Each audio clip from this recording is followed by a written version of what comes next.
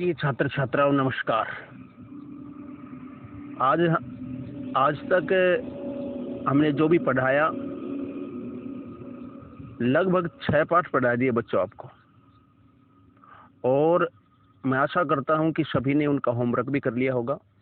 और यदि नहीं किया है तो बच्चों जल्दी से जल्दी होमवर्क कंप्लीट करके और मैसेज करके जांच करवाएं, फोटो भेज देना।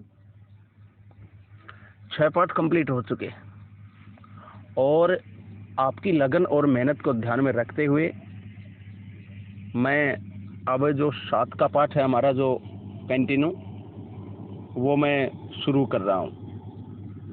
हमारा जो 7 का पाठ है वो है बच्चों मानव व्यवसाय। मानव व्यवसाय, मानव के द्वारा किए जाने वाले व्यवसाय।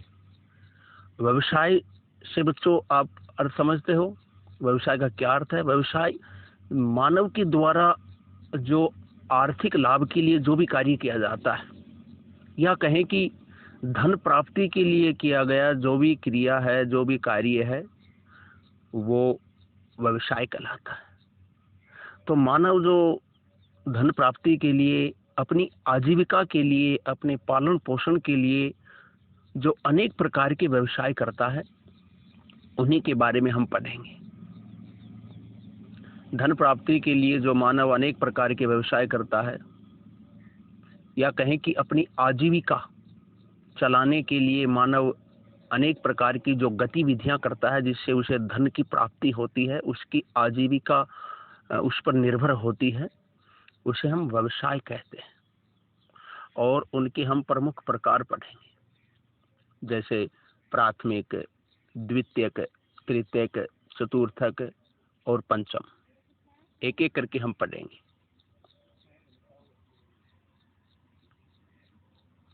अब हम पाठ शुरू करते हैं। मनुष्य मानव भूगोल के अध्ययन का केंद्र बिंदु। तो मानव भूगोल के जो अध्ययन का केंद्र बिंदु कौन है? मानव, मनुष्य। इस प्रकार से भौतिक भूगोल का जो केंद्र बिंदु होता है वो होता है धरातल। धरातल। उसी प्रकार जो मानव भूगोल है, मानव भूगोल का केंद्र बिंदु है खुद मानव। यह एक क्रियाशील प्राणी है, कोई न कोई एक्टिविटी जो कार्य है करता रहता है और अपनी आवश्यकताओं की पूर्ति के लिए विभिन्न प्रकार की क्रियाएं करता है। मनुष्य को जिन क्रियाओं से आर्थिक वृद्धि होती है, धन की प्राप्ति होती है, उसे आर्थिक क्रियाएं कहते हैं।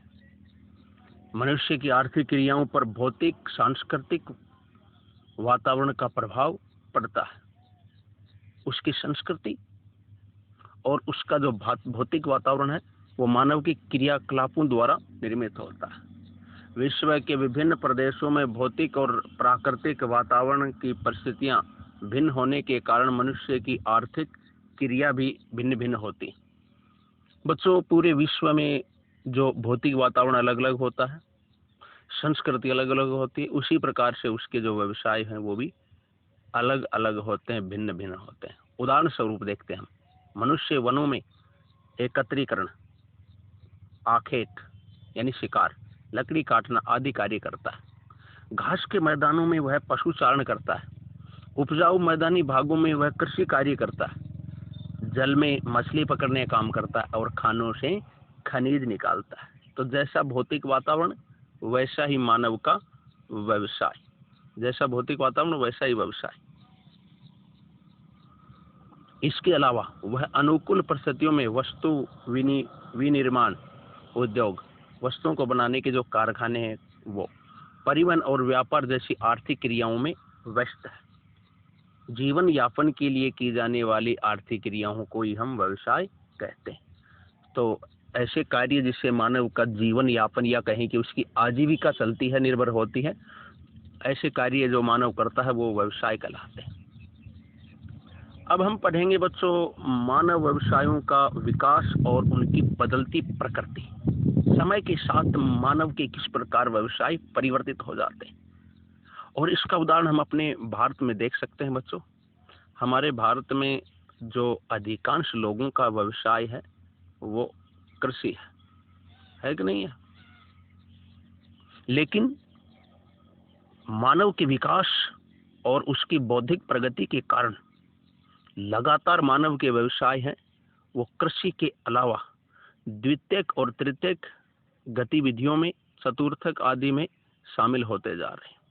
तो समय के अनुसार जो जो मानव विकास करता है उसके व्यवसाय भी परिवर्तित हो जाते हैं। बच्चों, आदिम मानव अपनी उदर पूर्ति के लिए जंगली जानवरों का शिकार करता था और वनों से उत्पाद प्राप्त करता था। मानव घुमक्कड़ था, भोजन प्राप्ति हमेशा अनिश्चित बनी रहती थी, कोई गारंटी नहीं कब भोजन मिले, शिकार मिले तो भोजन की प्राप्ति हो। वस्तुएं वनों से एकत्रित करके वो अपना जो पेट भरता था। धीरे धीरे मानव के बौद्धिक विकास के कारण वह उपयोगी जानवरों को पालने लगा।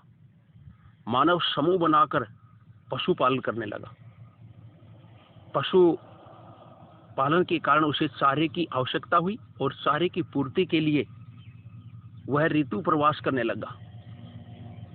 ऋतु के अनुसार उसका प्रवास हो गया, एक स्थान से दूसरे स्थान पर आना जाना हो गया।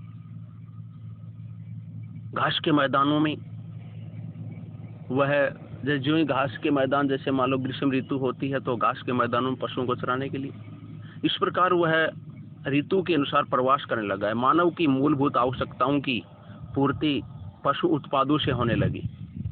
कृषि ने मानव को स्थायीकरण के लिए प्रेरित किया। तो कृषि के कारण मानव था वो स्थायी रूप से रहने लग गया। किस कारण? कृषि के कारण उसका जो निवास था वो स्थायी हो गया। मानव एक जगह बस्तियां बनाकर रहने लगा। उपजाऊ नदी मैदानों में कृषि कार्य करने लगा। प्राचीन सभ्यताओं के विकास इन्हीं नदी घाटियों में हुआ। भारत की सिंधु घाटी सभ्यता, चीन की हांगहो नदी सभ्यता और मिस्र की नील नदी घाटी सभ्यता, दजला फरात की सभ्यता आदि इसके उदाहरण हैं। ये ऐसे, और मेसोपोटामिया की जो सभ्यता है वो कृषि क्रियाओं के विकास के कारण ही पनपी।